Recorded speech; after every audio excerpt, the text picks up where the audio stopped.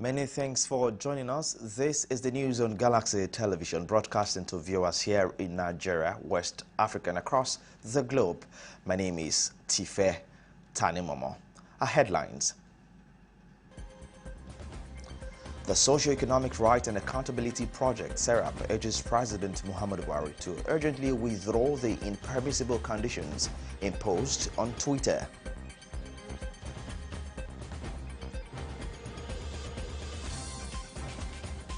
Plus, on the news, 2 people reportedly killed in a fresh attack by bandits in Zagon Kataf local government area of Kaduna State.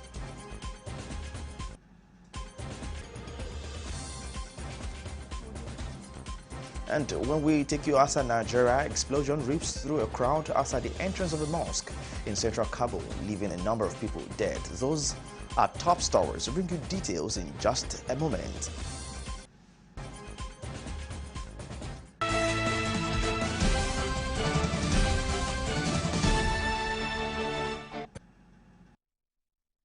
And once again, a very warm welcome to you. Many thanks for joining us on the news. Now, the Socio-Economic Right and Accountability Project, SERAP, has urged President Muhammadu Buhari to urgently withdraw the impermissible conditions imposed on Twitter, pending the final determination of the suit at the ECOWAS Court of Justice in Abuja, challenging the legality of suspending the microblogging platform. According to a statement on Sunday by its Deputy Director, Kolawole Oluwadare, SERAP urged the President to withdraw the clauses in a bid to allow the court to render a decision on the central issues in the case and protect the plaintiff's rights and interests. President Muhammadu Buhari had stated in his address to mark Nigeria's 61st independence anniversary that the federal government would only lift the suspension of Twitter in Nigeria if certain conditions, including concerns around national security, are met. The address also seems to suggest that even when the suspension is lifted, Nigerians will only be allowed to use Twitter for business and positive engagement. However, in an open letter dated 2 October 2021, SERAP said the conditions imposed on Twitter while the ECOWAS case is pending constitute an interference with the right of SERAP and other plaintiffs to fairly and effectively pursue a judicial challenge to the decision by government in suspending Twitter in Nigeria. The organization said the conditions make a mockery of the case pending before the ECOWAS court and create a risk that the course of justice will be seriously impeded or prejudiced in the court.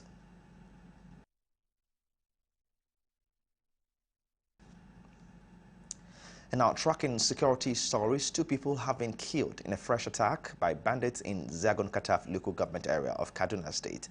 According to the Kaduna State Commissioner for Internal Security and Home Affairs, the bandits attacked Ogwantela village in Zagon Kataf on Saturday night and killed 2 residents. The bandits, however, fled the village before the arrival of troops of the Nigerian military. This comes 1 week after bandits attacked Kasekere and Madami villages, both in Zagon Kataf and Kaura local government areas, killing 14 and 38 people in separate incidents.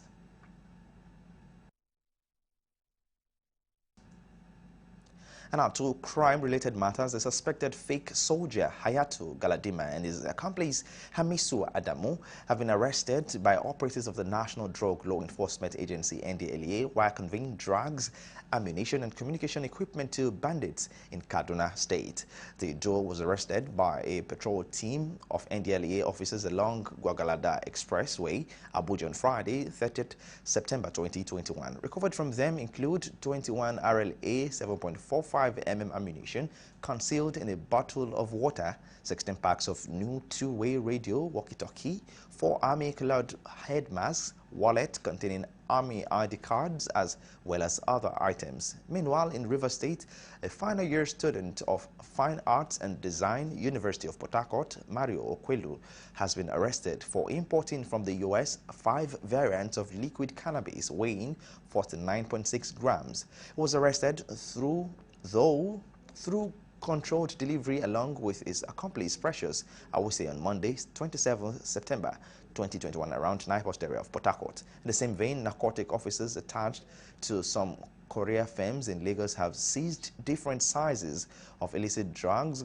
including 40 grams of cocaine concealed in a University of Uyo degree certificate going to Australia, 200 grams of cannabis hidden in body cream bottles going to Cyprus, 400 grams of tramadol tucked in plastic bottles heading to Australia, and 1 kilogram of methamphetamine concealed in auto parts with Hong Kong as destination. In raids across Lagos State on Wednesday, 29th September, at least 2 drug dealers were arrested and over 1,213 kilogram drugs seized in Koshofe local government area. Also on the same day, officers of the Lagos command of the agency raided another notorious. In his reaction, General Marwa commended officers and men of the FCT, Rivers, Kogi, MMIA, Kaduna State, and Lagos command of the agency for an outstanding performance in their areas of responsibility in the past 1 week. He charged them and their counterparts in other commands to remain vigilant and continue to exhibit the spirit and determination of the new NDLEA.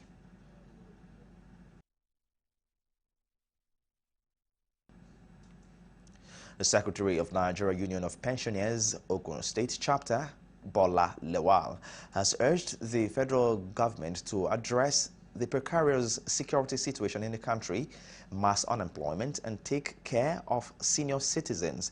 Lawal stated this while speaking on State of Nation in Abeokuta, the state capital. He lamented that many Nigerians cannot sleep with 2 eyes closed, revealing that nowhere is safe in the country.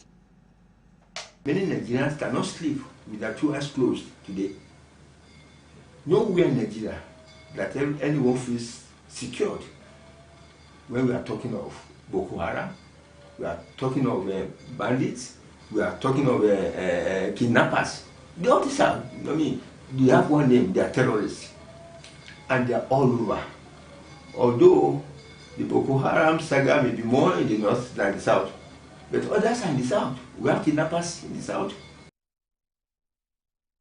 He appealed to federal government to find lasting solutions to all the problems confronting the nation. Any country that does not take care of the elders is in trouble. It's in trouble. You cannot deprive the elders of their working stick. Elders are being deprived of their working stick in this country. For instance, I'm working for the NUP for pensioners. Many of us retired after 35 years in service. In our own time, we are very loyal to the government. No private practice. But now, as I'm talking now, even in Ogun State here, for the past 11 years, 10 years, some people have not gotten their gratuity. And now to other matters, commercial drivers plying the Warri to Uheli axis of the East-West Road in Delta State today prevented free flow of traffic on the busy highway, protesting over what they described as extortion through the compulsory payment of manifest levy. The drivers, who displayed placards with different descriptions while also branding leaves, called on the Delta State government to ensure that the Warri and Uvwe local government chairmen call their men collecting the levies to order. Speaking with our correspondent, the chairman, Commercial Drivers Association, Warri Chapter, Paul Tolowe, said they have been tolerating the challenges until the imposition of manifest levy became too much for them to bear. Some of the commercial drivers who spoke said the daily introduction of levies by the Warri and Uvwe Council using touts to molest them has negatively affected their means of livelihood. But recently something came up. What came up was about this manifest issue. They said manifest. We don't understand what they're saying, but along the line, we found that about 3 weeks back, they began to arrest our vehicle arbitrarily. If they arrest the vehicle, they will take to their office and they will collect money. Very disheartening for what is happening on the road now. You can't expect somebody that is running town service to be included in the manifest. Manifest is a good thing, but it's not for us. You pick somebody, you drop this one, pick another one. You don't expect that person to be involved in manifest. Yes. These things, in every rule there is an exception. We are exception to this manifest. The problem is from Uvwe, Warri. That's where the problem comes from. Ugele, we have peace. Agbaro, we have peace. But Uvwe, we don't have peace. There's some people, community boys, we just jump inside the road, just block the road, hold your vehicle, that color code. When this thing started, we were dialoguing. for them to stop this issue of manifest. We are directing for them to stop the issue of manifest. They now told us that we should increase from 300 to 400 so that they will be collecting the 100 from it. We now say no to the increment and say no to manifest. We are fighting for our own justice. I see one thing in this state that mostly Warri in particular. Some drivers, because of hardship on the road, have dropped their vehicle. There are no more drivers. You know the amount of 1,000 plus. You pay, we have no problem with the parks.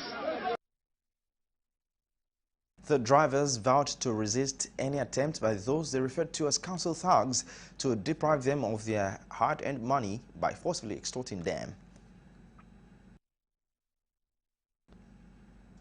You're still watching the news in Galaxy Television. It's not time for us to go on a break, but when we return, we switch over to party politics as the People's Democratic Party, Oyo State chapter, tenders apology to resident electoral commissioner in Oyo State, Barrister Mutiu Agboke, over the reported 10 million naira bribe.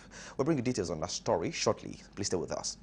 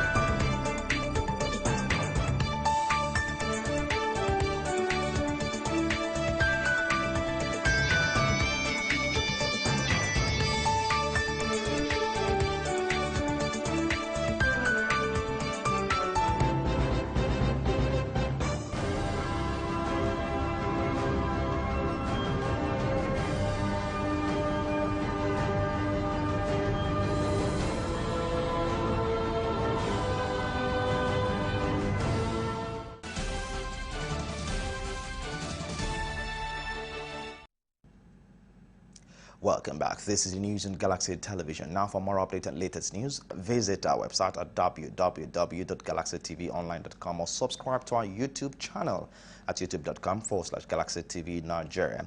We're live on our Facebook. You can follow and interact with us right there at facebook.com/GalaxyTV. Don't forget to follow and tag us on our Instagram page at official Galaxy TV. You can also avail our eyewitness feature via WhatsApp. If you have breaking news around you, simply share your story by sending short clips or videos of the news on 0818-6666-669. Our social media platforms are user-friendly and can always accommodate your live updates and comment.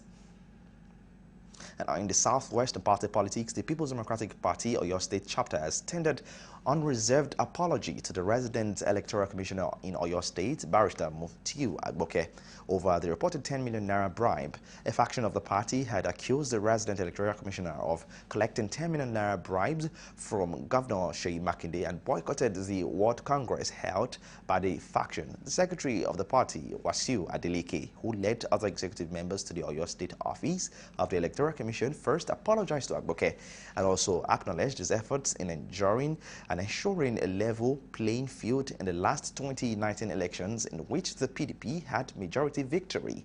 Responding, the resident electoral commissioner, Barrister Mutiu, appreciated the party executives for the honor while he urged them to always honor the invitation of the commission whenever they are invited to stakeholders program. On the allegation of the bribe, Agboke assured that there was no amount of blackmail that would prevent him from doing the right thing, adding that the allegations were nothing but falsehood.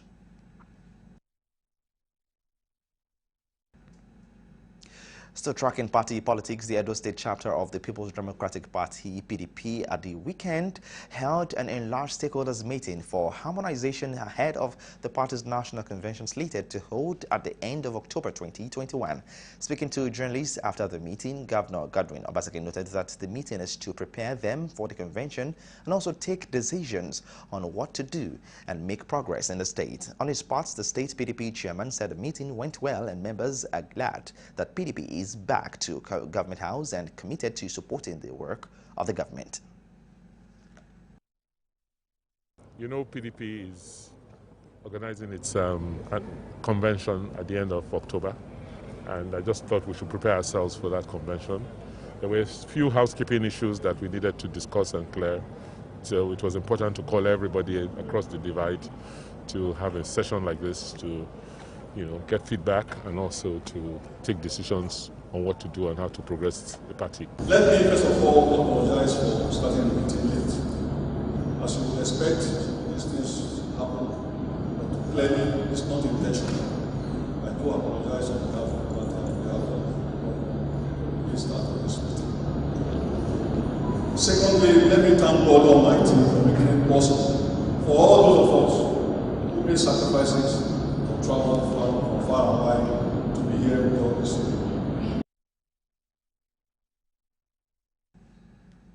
In the meantime, the Kogi State government says smear campaign against the state was about the 2023 general election, reacting to allegations of financial impropriety leveled against the state by the Economic and Financial Crimes Commission on Sunday in Abuja. Kogi State Commissioner of Information, Kingsley Fanwo, said the campaigns were to change the already existing positive public perception of the current administration of the state.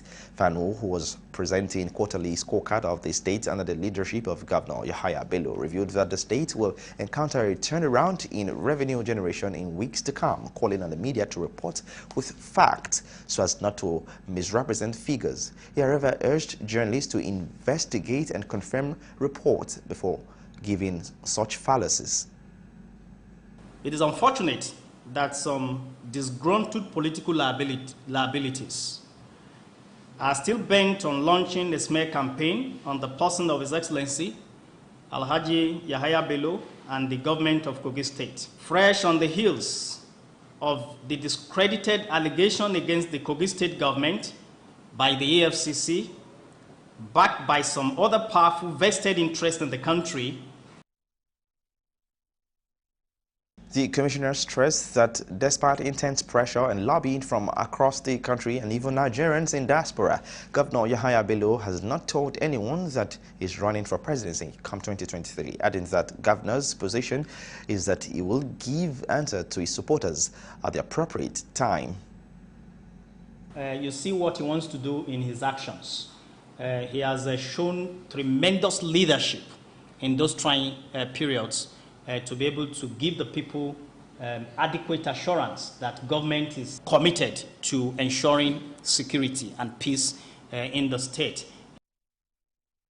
Some of the thematic areas of the administration which was disclosed at the presentation of the scorecard include security, education, basic health care, affordable feeding with improved agricultural system, infrastructural development, women and youth empowerment, ICT, civil service reform, amongst other achievements.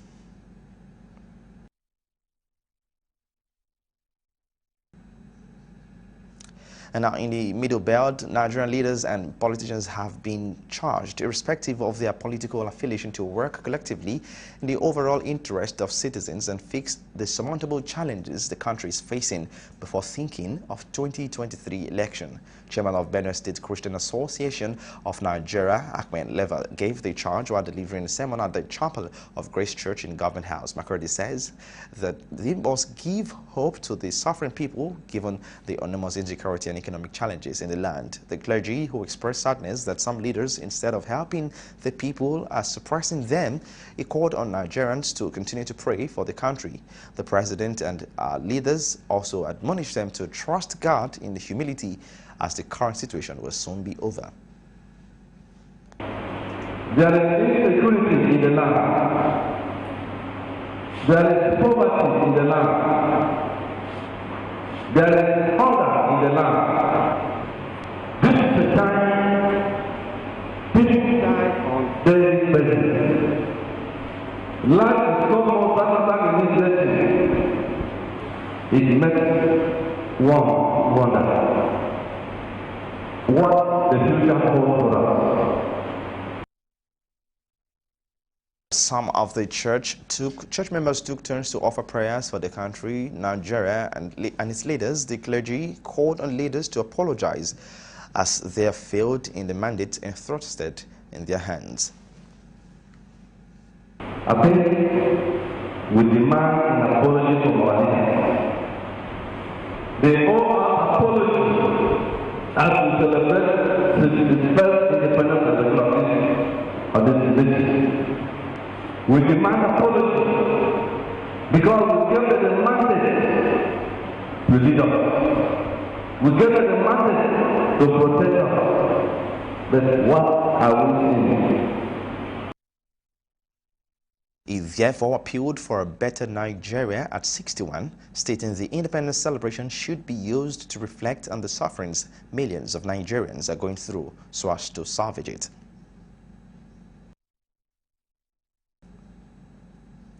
And now, in Delta State, children are said to be the leaders of tomorrow, but a situation where the future leaders are deprived of basic amenities in their early age calls for concern. In this report, our correspondent Dele Fasson, who visited the Emiya Girls Grammar School in Delta State, has a lot to say about this disturbing situation. These are the students of the Delta State government-owned Emiya Girls Grammar School at Ole in Isoko South local government area of the state, calling on the state government to provide them with chairs, boards and other basic amenities in the school, as some students still sit on the floor to learn. Despite the huge oil deposits in Isoko South, where the state chairman of the Delta State Oil Producing Areas Development Commission hails from, infrastructural delay remains the order of the day in this 41-year-old school, which was once the best in the community. The principal of the school, whom we found out to be Mrs. Edure, declined comments when she cited her crew for being a civil servant. She tried preventing interviews with the students, but the head girl and some other students demonstrated bravery by coming out in their numbers to speak on the need for the state government to come to their rescue. I was civil lesson. We used to sit on the floor. Our uniform used to be dirty sometimes. We want the government to provide seats for us so that we can sit, so that we cannot be sitting on the floor anymore. The issues we're facing in Emiya Girls Grammar School are we can't sit in a seat in our classes. Most of the classes lack chairs. The students are not comfortable sitting on the floor. So I would like the government to provide seats for us. This school has been over 40 years now, and other schools are laughing at us that Emiya Girls Grammar School is one of the schools lacking seats and other facilities in the school. We don't have board, our board are bad. Then we don't have chairs. Some people are sitting on the window. Government, you need to provide chairs for us. And we don't have tap. We don't drink water inside the school. If we want to fetch water, we used to go outside the school to go and fetch water. Then we don't have teachers for some subjects like security, history, French. So we need standard teachers to teach us those subjects. Despite the campaign by the United Nations on the need to educate the girl child for nation building, the students continue to appeal to the Delta State government for teachers for over 7 subjects, while also hanging on classroom windows to learn, as the few girls sitting did so on a first-come, first-served basis. Listen to the students' appeal for teachers. First teachers, good teachers. French, CCA, security, government, commerce, geography, and some other subjects. And so we want more qualified teachers, and also the school environment. Some of our students always complain that they don't know how to clean. So if the government should at least look for a laborer or a machine, farm tools to clear the school environment for us, it will be better than us using our hands to clear. Yes, we are not seeing chairs to sit down. We are sitting on the floor to give us chairs to sit down. The school premises have been turned into a carpentry workshop as students await broken chairs to be repaired on a daily basis. The Delta State Commissioner for Secondary Education, Mrs. Rose Ezowo, when contacted for an interview section, said she has visited the school, saying the Delta State government will donate chairs to the school in the shortest possible time and will use the opportunity to speak on the infrastructural delay then.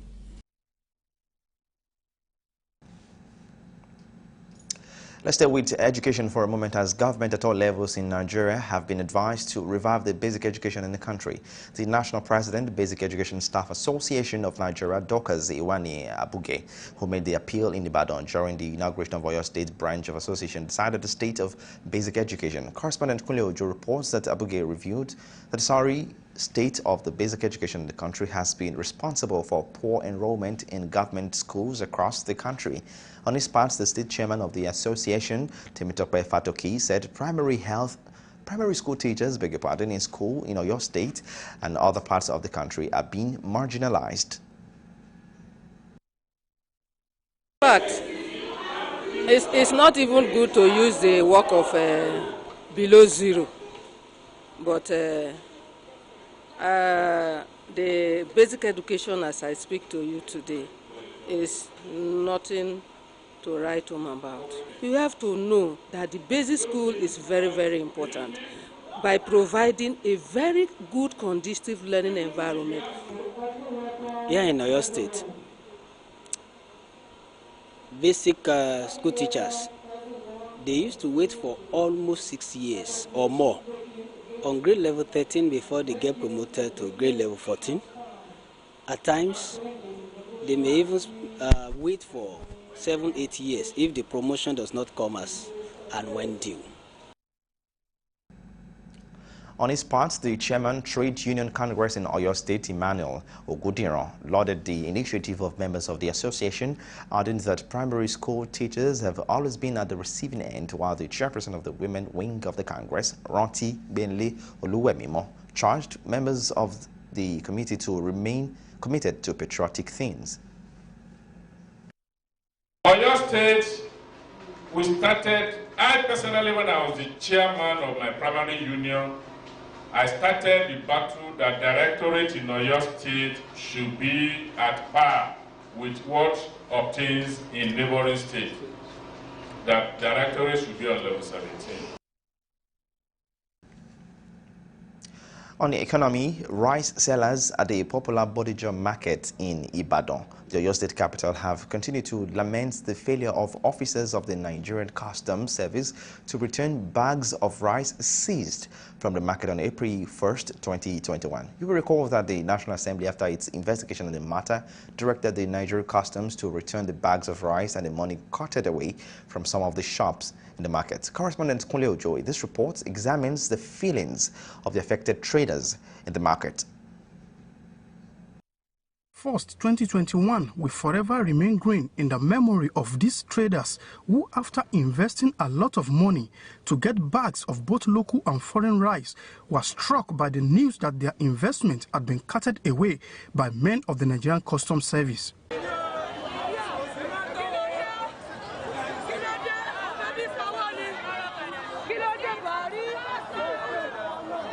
In a night raid, officers of the Nigerian Customs Service from its federal units in an early hours of April 1st broke open shops and made away with unspecified number of bags of rice and their cash. In defending its action, the men of the customs said the rice seized from the market were smuggled products which, according to them, had been outlawed by the federal government. Some of the traders, however, countered the customs claim, saying they got their supply from legitimate sources and through the right channels. The traders equally accused some officers of the Nigerian Customs Service of complicity. They made away with all our goods, including cash. We were directed to patronize locally made products, and we've been complying. Why are they doing this to us? We want the government to come to our aid. All our goods have been carted away. We are on loan. Government, kindly assist us and save our souls. Government should step in on time and save Bodija Market from imminent danger. We are tired of this harassment.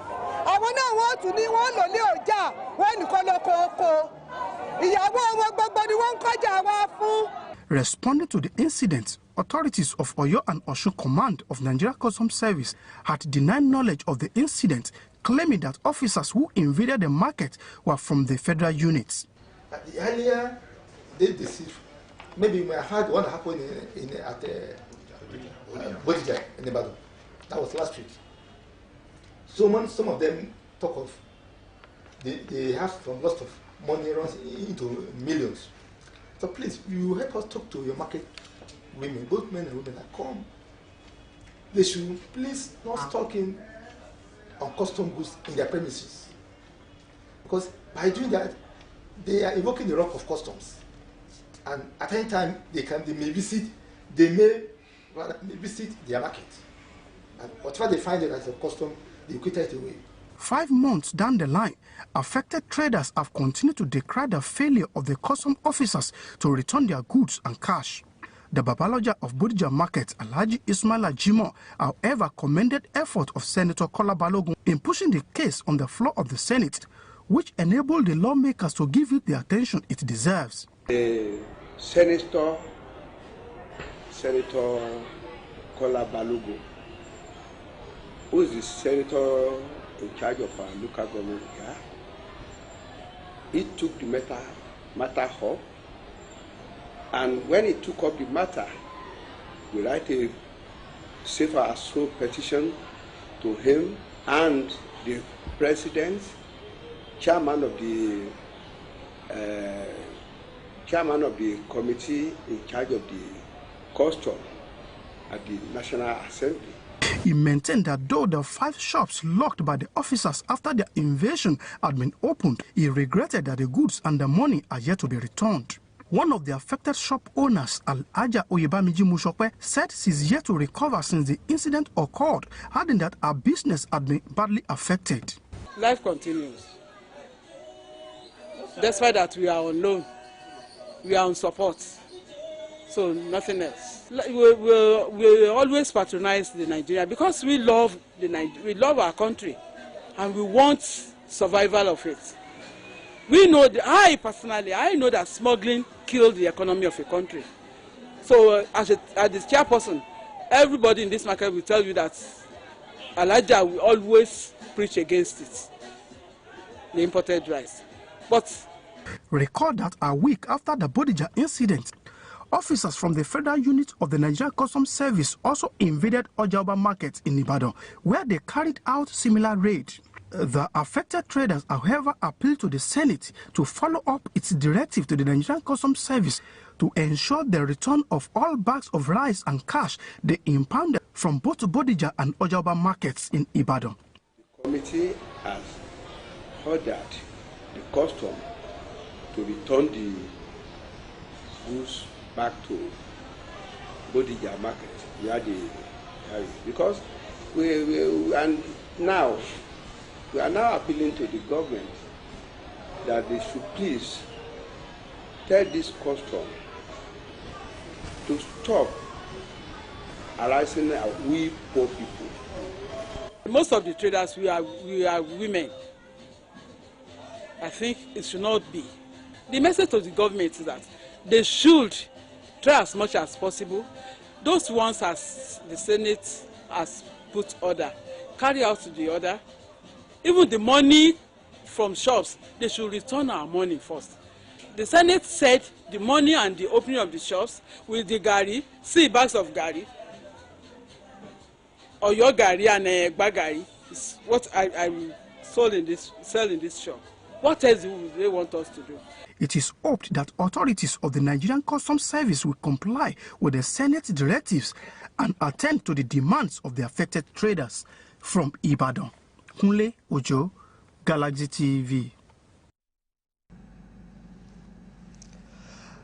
This is the news on Galaxy Television. It's now time for us to do a quick recap as we bring you stories that make the headlines from last week. But before we do that, governors of Rivers State, Nyesom Wike, says Nigeria as a nation has performed badly for 61 years and it's time to quickly muster measures to rescue it from its wrong direction as it's headed. The governor gave the charge at the March Past parade event in commemoration of the 61st independence of Nigeria held in Sharks Football Stadium, Port Harcourt. Governor Wike records that the path to Nigeria's independence was charted by patriotic, knowledgeable and compassionate leaders whose vision was to build a united, peaceful and prosperous black nation. At 61, it does not seem to me that there's anything worthy of celebrating except perhaps the fact that we have remained independent and bandaged to struggle with our existence for all these years. At independence, we are at par and even better in resource endowment and potential for development with our contemporaries like Malaysia, Singapore, and several other countries. At independence, and even now, we're a nation blessed with very hardworking and resourceful people. They therefore told lies when they say that our economy is growing and doing well, when no one is feeling the benefits of an improving economy, if any. Unable to mobilize sufficient domestic revenues, Nigeria is now one of the most indebted countries in the world. Yet, the federal government's appetite for more loans remains high, even as we are approaching in the twilight of its tenure. The effect of this is to mortgage the progress and well-being of future generations of Nigerians with billions of debts burdened in hard currencies.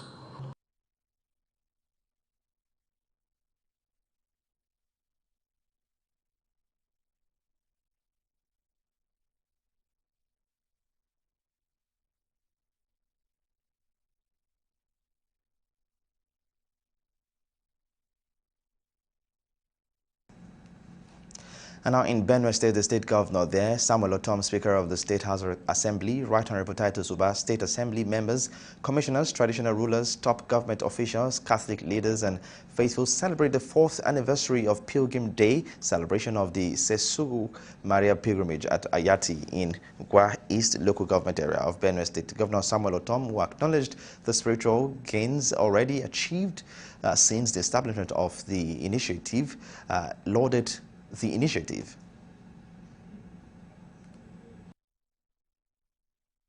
Thank you for the little mustard seed that 4 years ago you planted here is developing by the day. This shows clearly that you have a vision from God. Meanwhile, delivering its sermon, Reverend Father Moses Mimi Chekom called on Benue people to put their trust in God and be humble, noting that this is a trying phase as we will overcome. It is therefore reasonable to conclude and infer that whenever we come on this mountain like today, we have the Archangel Michael joined to Mary to defend us. We have the Archangel Gabriel coming to always give us good news. We have the Archangel Raphael coming to bring healing. I still remember when in 2017 we were to enact a law after discovering that that was the only thing we could do to stop the unwarranted attacks and killings and the deceit and lies and hypocrisy that was going on. You presented a whole booklet to me as your memo.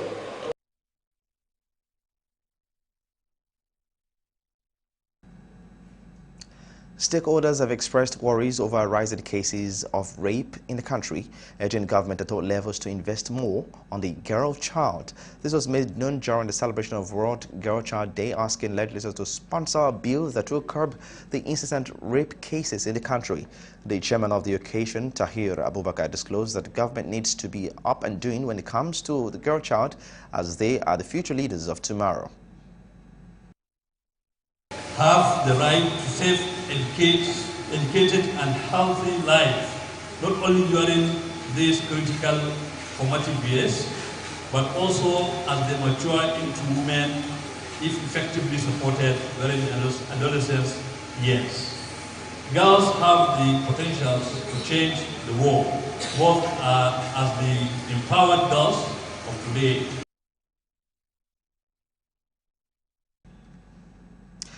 Now follow us carefully as we track stories that made headlines last week.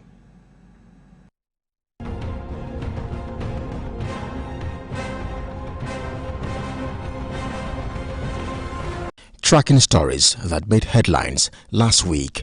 On Monday, at least 40 persons were reportedly killed in Maidamai and Abunlu villages of Kaura local government area of Kaduna State.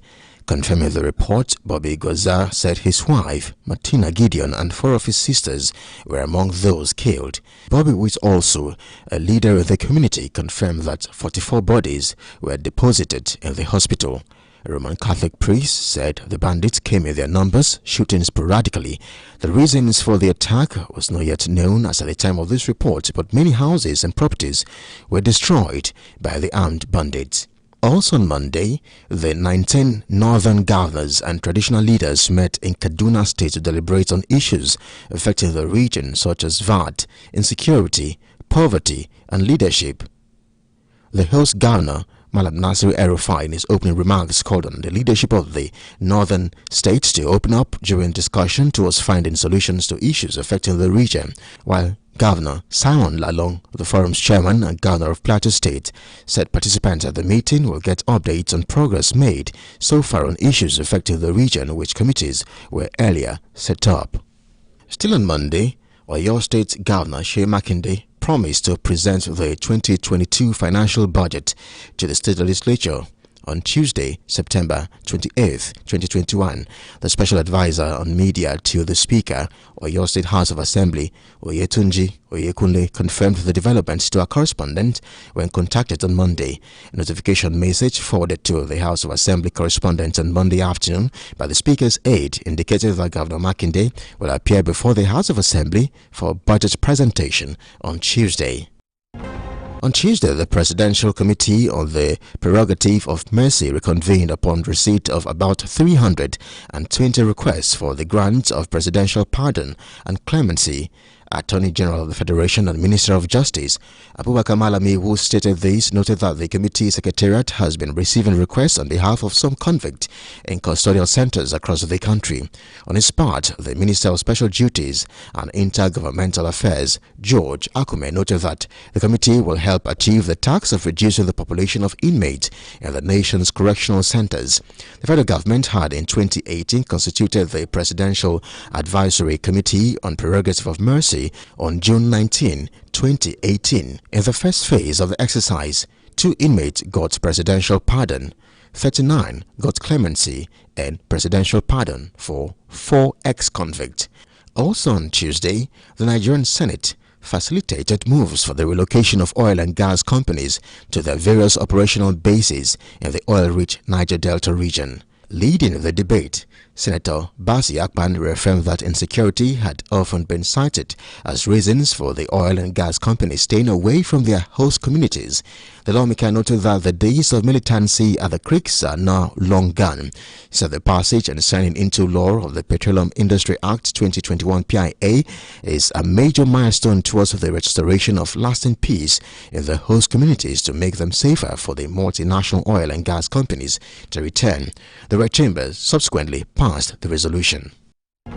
On Wednesday, the Nigerian Senate urged President Muhammadu Buhari to declare bandits as terrorists and wage an all-out war against them.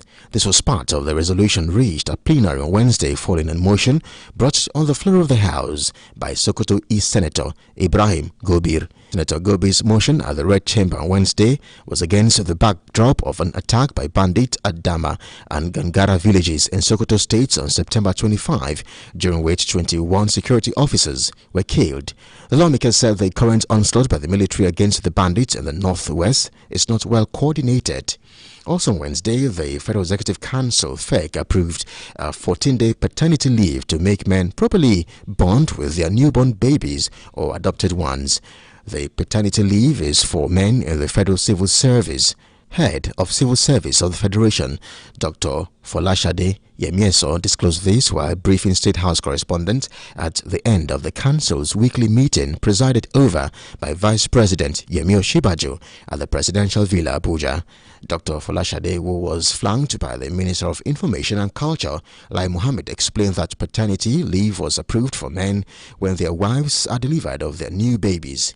The head of service also said the council approved the revised public service rules, PSR, which he said was revised last in 2008. Still on Wednesday, the House of Representatives set up a special committee to investigate the skyrocketing prices of foodstuffs and other commodities in the country. This was sequel to a motion by a member from Ogun State, Isiaka Ibrahim, at Wednesday's plenary. The lawmaker stated that prices of commodities across the country have skyrocketed by 100% in the last 1 year.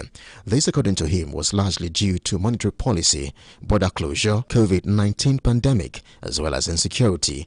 The lawmaker observed that the price index in the past 1 month had increased astronomically owing to many controllable and uncontrollable factors, with the inflation rising at about 48-month high, posing a challenge of increased spending to Nigerians. Still on track in the week, on Thursday, the Court of Appeal in Abuja permitted and joined Lagos as the third respondent in the legal battle against the Federal Inland Revenue Service (FIRS) on the collection of value-added tax (VAT). The court held Thursday that Lagos had established beyond doubt it had sufficient legal right and interest to protect in the ongoing revenue collection dispute. In its ruling, the court ordered that all processes filed in respect of the suit be served on Lagos' third respondent to enable the state to respond as required by law. Justice Haruna Samani would deliver the lead ruling, fixed October 7 for continuation of further hearing on the matter, which has now been moved to the Port Harcourt Division. Now recall that the appeal by the FRS is against the August 9, 2021 judgment by Justice Stephen Palm of the Federal High Court in Port Harcourt, voiding the Value Added Tax (VAT) Act and holding that state could collect VAT. Also on Thursday, the Nigerian House of Representatives joined Senate counterparts and called for President Muhammadu Buhari to declare bandits as terrorists. The decision followed adoption of a motion of urgent national importance moved by Babajimi Johnson. Babajimi Johnson, who is the chairman of the House Committee on Defense, said declaring bandits as terrorists would enable security forces to tackle the menace with renewed vigor. Still on Thursday, Ogun State Governor Dapo Abiodun signed into law the bill to regulate animal grazing and establishment of cattle ranching in Ogun State. Abiodun, who assented to the bill during a Security Council meeting in the State Secretariat in Abeokuta, called on the security agencies to swing immediately into action and enforce provisions of the law. Ogun State has enjoyed peace among various ethnic nationalities until the recent farmer-header skirmishes. The cattle rearers, according to Abiodun, have a 6-month period of grace before it becomes illegal in Ogun State for cattle rearers to occupy unapproved public areas and private land with their livestock for grazing. The law also prohibits the act of moving cattle around public places by herders. Meanwhile, on Friday, President Muhammadu Buhari said he had directed a conditional lifting of the ban placed on the operations of the microblogging site Twitter in Nigeria in June 2021. The president disclosed this in his nationwide broadcast to Nigerians to mark the nation's 61st independence anniversary. He described the social media as a very useful platform, but regretted that some users had misused the platform to organize, coordinate and execute criminal activities, as well as propagate fake news and promote ethnic and religious sentiment. The president directed that the suspension be lifted, but only if the conditions are met to allow Nigerians continue to use the platform for business and positive engagement. And finally, on track in the week, as Nigeria celebrated her 61st independence anniversary, residents in Lagos protested against insecurity, arrest of critics and hiking prices of food and electricity, amongst others. They also chanted for the resignation of President Muhammadu Buhari. Despite much lamentation about the state of the nation at 61, a public affairs analyst viewed the states of Nigeria in an entirely different light. He opines that Nigerians have much to do with the current state of the country, and some part of the solution lies with the citizens and state government, which has nothing to do with the presidency. And that's a wrap on stories that made headlines last week.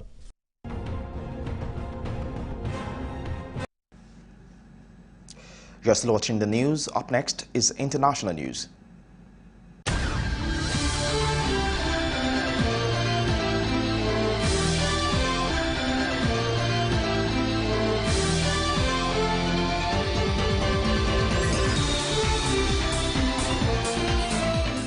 Welcome to our international news. An explosion ripped through a crowd outside the entrance of a mosque in central Kabul on Sunday, leaving a number of people dead, a senior Taliban spokesman said. The blast targeted the gates of the Agar Mosque in the Afghan capital, where a funeral service was being held for the mother, Zabihullah Mujahid, who tweeted that the blast has claimed the lives of civilians. It was not immediately clear how many people were killed or injured in the attack. Emergency NGO, an Italian non-profit that runs a hospital in Kabul, said on Twitter that it was treating 4 people wounded in the explosion. Report on social media described a large detonation and emergency services rushing to the scene. No one has claimed responsibility for the bombing. A little more than a month since insurgents seized control of Afghanistan, taking control of major cities and installing themselves in the presidential palace in Kabul, the Taliban's new interim government is facing a range of threats from internal enemies. A deadly suicide attack at Kabul's airport in August and a spate of bombings targeting members of the Taliban in the eastern Afghan city of Jalalabad, all claimed by the group IS Khorasan, ISIS-K, an affiliate of ISIS, have highlighted the threat that other violent militant groups pose to the country's stability and the Taliban's rule.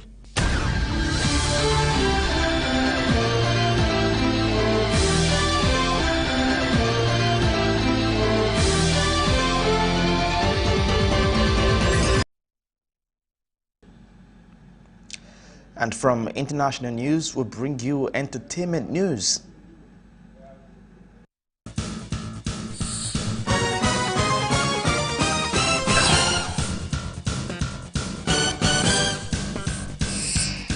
Nigerian disc jockey Switch has cleared the air about her whereabouts since the NSAS protest in 2020. The popular DJ made this known via her Instagram page on Sunday, September 26, 2021. Pere and Angel were sent to the White Room after the eviction show on Sunday, September 26. The housemates were up for eviction last week alongside Queen, White Money, Saga and Nini. Tonto Dike ex-boyfriend Prince Popogre has apologized to dancer Jane Mena, her husband, and her parents for the drama she's been dragged into because of him. Nigerian singer Orisha Femi has been involved in a ghastly car accident. The singer's car somersaulted a couple times, which in turn left the car in a complete wreck. Comedian Emmanuel Ikweke, popularly known as Craze Clown, has tied the knot with his partner Jojo. Crossdresser Bobrisky has tendered an apology to actress Tonto Dike for calling her out repeatedly on social media recently. He has now apologized to her. The reality TV star laid content to his Instagram page to appreciate family, friends, brands, and everyone for the love and support they gave him during the show. Moving on to BB Naija, Emmanuel's dad commended Liquid Rose and her support for his sons when he was up for eviction. He continued by saying that it reminds him of when he met his wife, as the degree of respect and intimacy they have for each other bloomed. Hollywood movie star Will Smith has set the record straight on his wife Jada Pinkett having an extramarital affair. R&B superstar R. Kelly has been found guilty of racketeering in a high-profile sex trafficking case after being trailed by accusation of sexual misconduct and abuse for a long time. Nigeria film industry veteran Ajoke Silva is celebrating 4 decades in the industry alongside her 60th birthday. Still on birthdays, Mercy Eke is 28 today, Wednesday, September 29, and she's expressed how excited she is about her special day by shooting a lovely video. Meanwhile, Oyepi Nedu has countered reports of seizing his kids from his ex-wife Uzuamaka Ohere with the help of policemen attached to the State Criminal Investigation Department, Panti Yaba, Lagos. Also, popular Instagram comedian Is Bayu has confirmed that he's dating his colleague Kem's mama aka Momiwa after a month of speculations. Popular Nigerian comedian Idileoye Oluwaseyitan Lawrence, Aletile, better known as Sheyilo, is excited about his daughter Tiwaloluwa reaching a new age of 5. Meanwhile, for most people who are ready to put in the work and make good use of their fame, the Big Brother Naija is always a good platform to go on. Dorothy took to her Instagram page to talk about her growth and to also express appreciation to everyone who supported and cheered her on. Meanwhile, on a sad note, Nigerian movie veteran Francis Duru has lost his father. The movie star announced the passing away of his father via an Instagram page on Wednesday, September 29, 2021. Meanwhile, Davido has disclosed how he got into trouble and had to leave the country for supporting the #NSAS campaign during a chat on The Daily Show with Trevor Noah.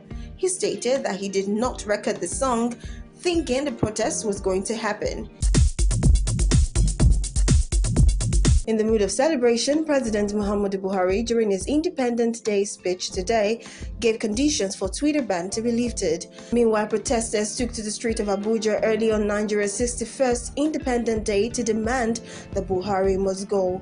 Farida Fasasi, the widow of late Nigerian music star Sound Sultan, has celebrated him on what would have been their 12th anniversary. In another news, Big Brother Naija star Boma and former housemate Tega Dominic husband Ajabo hung out last night, September 30th. Nollywood veteran Regina Asker has bought a house in the United States of America. She wrote, "Big news, this has indeed been a September to remember. A lovely manure for me by me."